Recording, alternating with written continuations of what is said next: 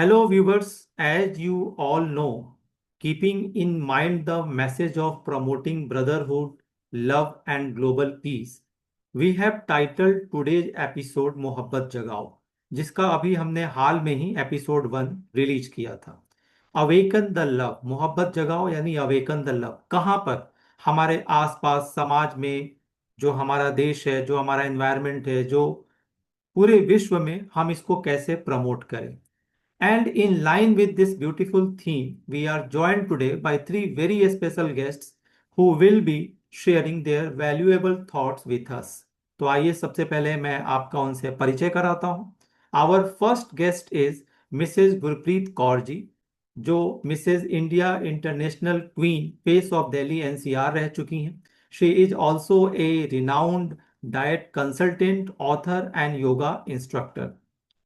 और जो हमारे जो दूसरे गेस्ट हैं, आप वो भी एक बहुत फैमिलियर फेस हैं। He is Kabir ji, a talented actor with over 20 years of experience in the field of acting, specially admired by the youth. और मैं यूथ की जब बात कर रहा हूं तो एक खास युवा पीढ़ी है जो उनकी दीवानी है। And our third guest is Mr Amit Chetwani ji, जो एक एचआर रिक्रूटर हैं and a well known PR professional who organises celebrity events and shows, खास करके मुंबई में। तो दोस्तों, मैं हूं आपका दोस्त, इस प्रोग्राम का होस्ट और बेहद साधारण आदमी आशीष कुमार। तो आइए स्टार्ट करते हैं आज की ये जो चर्चा है। और सबसे पहले हम जानते हैं गुरप्रीत जी से कि मैम, जो अभी स्थिति है परिवार में, खास करके जिन एनवायरनमेंट में हम रहते हैं, वहाँ बहुत गुस्सा है, बहुत तनाव है, और घर के सदस्यों के बीच ही आपस में ही एक cheap competition, neck to neck competition develop हो गया है। तो हम ऐसा क्या करें कि हमारे अंदर भी, हमारे आसपास भी ये जो ब्रदरहुड है, भाईचारा है, प्रेम है, मोहब्बत है, वो जगे और इसकी रीच पूरे अक्रॉस द ग्लोब पहुंचे। आप क्या सोचती हैं और क्या सजेस्ट करेंगी? सभी को नमस्ते। एंड जैसा कि आपका प्रश्न है कि फैमिली में, इवन सोसाइटी में, नेबर्स में, and on a broader way, even nation में, हम ये देखते हैं कि अब तनाव ज्यादा है और प्रेम प्यार कम है। हम देख रहे हैं कि बहुत जल्दी छोटे तो क्या, बड़े भी, जो जिनसे बड़ों से हम कुछ सीखने की उम्मीद रखते हैं, तो छोटे क्या, बड़े भी हम देखते हैं कि बहुत जल्दी फ्यूरियस हो जाते हैं। तो अब कई रीजंस में से कुछ दो तीन जो मेन मुझे लगते हैं कि एक तो कंपटीशन बहुत बढ़ गया। एक तरफ यदि अगर डेवलपमेंट, टेक्नोलॉजी, एडवांसमेंट अगर हमें आज इस 21वीं सदी में हमें एक ब्लेसिंग की तरह मिला है, बस और कुछ नहीं, थोड़ा सा सचेत होने की जरूरत है, पॉजिटिव रहें, बैलेंस्ड रहें। गवर्नमेंट जो है महंगाई पे इतना जो है कंट्रोल नहीं कर पा रही है, maybe due to some international policies और सो। तो महंगाई भी एक बहुत बड़ा रीजन है आम जनता के लिए कि जो वो बेचारा अपनी वो अपने आप को भूल करके वो बस चीजें बटोरने में इस तरह से व्यस्त है कि वो भूल जाता है कि प्रेम प्यार भी कुछ है। कुछ हमारे अपने और हमारे अपने बच्चों के लिए, परिवार के लिए भी कुछ दायित्व है। वो समझते हैं कि बस मटेरियलिस्टिक, इनको मटेरियल लग्जरीज और मटेरियल प्रोवाइड कर दिया जाए तो दैट मीन्स हमारी जिम्मेवारी पूरी हो गई। ऐसा नहीं है, हर चीज इंपॉर्टेंट है, बट अपने अपनी जगह पे, अपने अपने समय पे और अपने हिसाब से, इन बैलेंस। तो जैसा कि हमने गुरप्रीत जी को सुना, उन्होंने बहुत अच्छी बातें कही। मैं व्यूअर्स के लिए उन बातों का एक जो उनके खास खास जो हाइलाइट्स थे, मैं वो बताना चाहूंगा, जिनके तरफ उनका सीधा इशारा था। कि वो कह रही थी कि एक तो आजकल जो हम हैं बहुत शॉर्ट टेम्पर्ड हो गए हैं, मटेरियलिस्टिक सोच के तरफ उन्होंने इशारा इशारा किया। साथ ही उन्होंने ये भी बोला कि जो इन्फ्लेमेशन है, जो महंगाई है, वो भी कहीं ना कहीं हमारे शॉर्ट टेम्पर्ड एटीट्यूड और नेचर को बढ़ाने में एक रीजन है। और एक और भी बहुत अच्छी बात उन्होंने कही। हम बचपन में सुनते थे कि बड़े मियाँ तो बड़े मियाँ, छोटे मियाँ सुभान अल्लाह। लेकिन उन्होंने जो कहा कि छोटे मियाँ तो छोटे मियाँ, बड़े मियाँ सुभान अल्लाह, यानी छोटा तो गुस्सा कर ही रहा है, बड़े लोग भी गुस्सा कर रहे हैं। कबीर जी, आपने पहले भी एपिसोड 1 में आपने कहा था कि ये जो मटेरियलिस्टिक सोच है, यह अब केवल एक व्यक्ति या एक अ, परिवार के किसी एक खास सदस्य तक सीमित नहीं रह गया है। पूरा परिवार ही मटेरियलिस्टिक हो गया है। तो कहीं ना कहीं इस बात को सीमेंटिंग किया है गुरप्रीत जी ने। आपने उनको सुना भी। तो आपका इस पर क्या प्रतिक्रिया है? पहले तो सबको मेरी तरफ से नमस्कार। आशीष जी, आपको भी नमस्कार। आशीष जी, मैं अपनी जीवन शैली आपको बता सकता हूँ।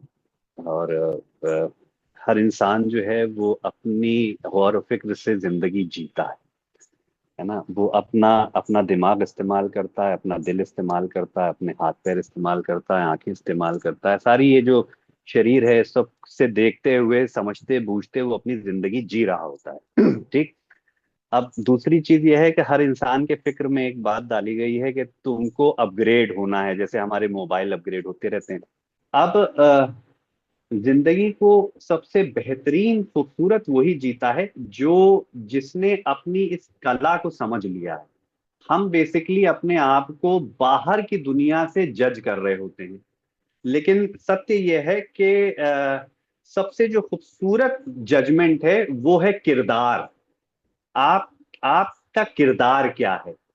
जैसे मान लीजिए कि आज मैंने झूठ बोल के कोई काम किया, तो आज शायद ये मुझे फायदा मिल गया, लेकिन कुछ वक्त के बाद ये जो फायदा मिला था इसका बड़ा नुकसान मुझे मिलने वाला है। तो मैं अपनी जिंदगी कोशिश यही करता हूं कि मैं सरलता से जीऊं, है ना। ईश्वर जो है वो सरल है। कष्ट बेसिकली हम अपने आप को खुद दे रहे होते हैं, क्योंकि हम बाहर की दुनिया से अपने आप को कंपेयर कर रहे होते हैं, और फिर हम ये भी भूल जाते हैं कि जो कुछ भी आज हमको मिल रहा है वो सब कुछ लिमिटेशन के तौर पे मिल रहा है। जैसे आज मुझे जो तरक्की मिली वो आज की तरक्की थी, वो कल वो तरक्की मेरी नहीं होगी। अक्सर लोग जो हैं वो अपने पास्ट में जीने लगते हैं। जब वो जवान होते हैं तो वो उनको वो अपनी वो 20 साल की उम्र की वो सब उनको सता इसलिए रही होती है क्योंकि उन्होंने अपने किरदार, अपने अपनी रूहानी शख्सियत को नहीं समझा होता है। वो अब तक अपने आप को बाहर के की दुनियादारी से हम जज कर रहे होते हैं। तो आपकी बातों का जो कम से कम में जो मैं समझ पा रहा हूँ या मैं बता पाऊंगा कि पर्सनालिटी डेवलपमेंट के ज़माने में अपने विचार और अपना किरदार समय रहते पहचाने। और एक बहुत खास बात जो मैंने भी ऑब्जर्व किया है कि ऐसे बहुत सारे लोग हैं जो पास्ट में जीते हैं, और वो भी कहीं ना कहीं उनके दुख का कारण बनता है।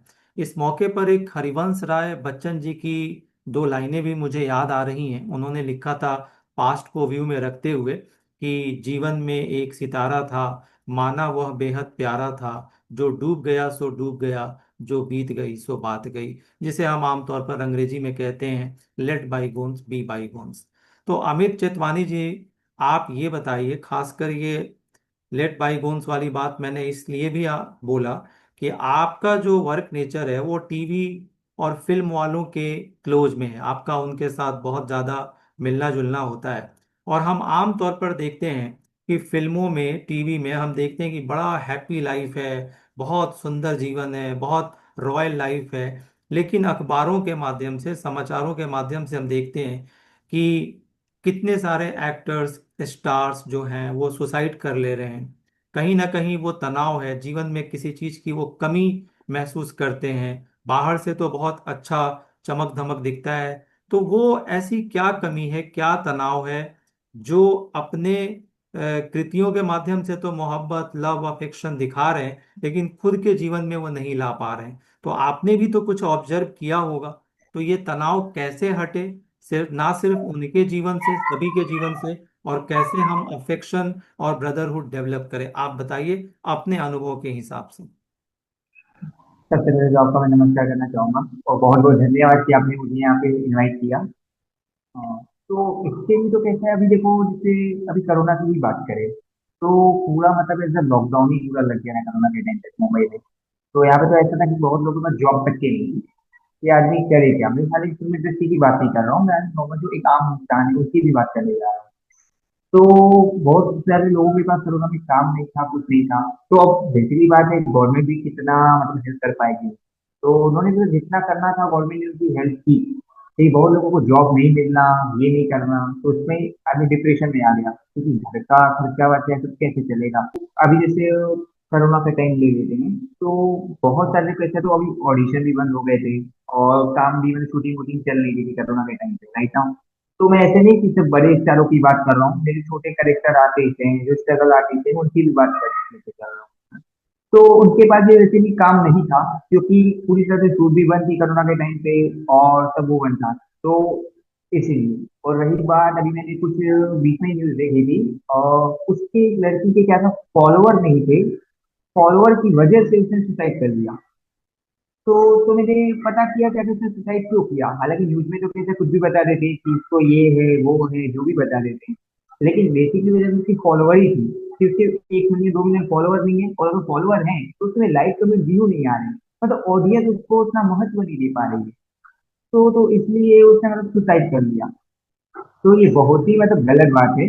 और अगर आप ऐसे आप गलत रास्ता अपनाएंगे, सुसाइड का अपनाएंगे, तो ये तो सही नहीं है ना।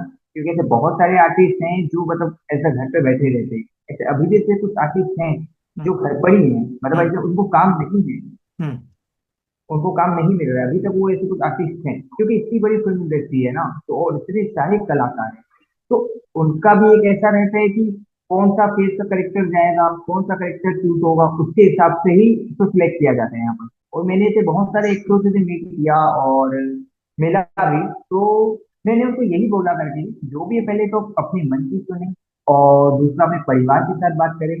जो भी अपना आपके अंदर है नेगेटिविटी, जो भी आपका डिप्रेशन है, फिर अपनी फैमिली को बोले, माँ बाप को बताइए, क्योंकि इससे कैसा होगा, दूसरे को अपना बारे में बताओगे तो मन आपका हल्का होगा।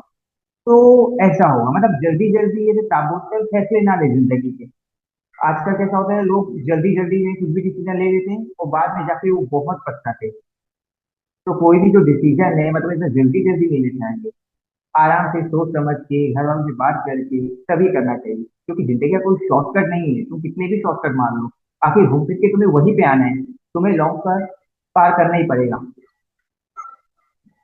तो बस इसीलिए ही ये बोलना चाहूंगा। सर, आपने जो अमित जी को सुना, उसमें एक बहुत अहम बात है कि वो चाहे स्टार परिवार हो या एक आम परिवार हो, कहीं ना कहीं संवादहीनता जो है, कम्युनिकेशन जो गैप है, और एक कहीं ना कहीं झूठा दिखावा है। वो भी कई बार झूठा दिखावा इन द सेंस कि मेरे पास काम नहीं है और मैं यह दिखा रहा हूं कि मैं बहुत काम कर रहा हूं। और कहीं ना कहीं वो जो कृत्रिमता है, आर्टिफिशियल लाइफ है, वो भी कहीं ना कहीं हमें तनाव देता है और हम मोहब्बत जगाने में या प्रेम से रहने में अपने आप को नाकाबिल समझते हैं। तो इस पर आपकी क्या प्रतिक्रिया होगी? आशीष जी, मैं जैसे आपसे कहा ना कि इनसिक्योरिटी की तो कोई दवा ही नहीं है ना। मैं ये कहना चाह रहा हूँ कि जिंदगी में अगर आप देखें, रात भी है और दिन भी है। अब अगर मैं इस उसमें आ जाऊं कि सिर्फ दिन ही चाहिए है, तो ये पॉसिबल नहीं है। तो ये शरीर जो है, ये जो हम हमें हर तरीके के भाव मिलते हैं। आज अच्छे दिन है, आज आज शायद मैंने 4 रोटी खा ली, कल मैंने 2 रोटी खा ली। अच्छा, दूसरी एक और बात ये भी है कि हम अपने आप को बांध लेते हैं। होता नहीं कि मैं अगर एक्टर हूं तो मैं मतलब अब इसको सत्य समझ गया हूं कि मैं एक्टर ही हूं। ये सृष्टि खुली हुई है, आपके पास स्किल्स हैं, आप इस दुनिया में जीने क्या कला आना चाहिए। हम आधे से ज्यादा जो हैं वो पोजीशन के चक्कर में फंसे हुए हैं। और इंसान, हमारी मेरे मैं जो समझता हूँ हमारी अभी पोजीशन जो है वो एज अ ह्यूमन बीइंग है कि मैं इंसान हूँ। मुझे हाथ पैर दिए, मुझे दिल दिया, दिमाग दिया, अगर मेरे पास एक्टिंग नहीं है तो कुछ और अगर कला है तो मैं वो कर लूंगा। मेरा मेन फोकस जो है वो अपने किरदार और अपनी जिंदगी जीने के ऊपर है। तो मुस्कुराते हुए मुझे दीजिए इजाजत। मैं हूं आपका दोस्त, a very common man, Ashish Kumar. जय हिंद।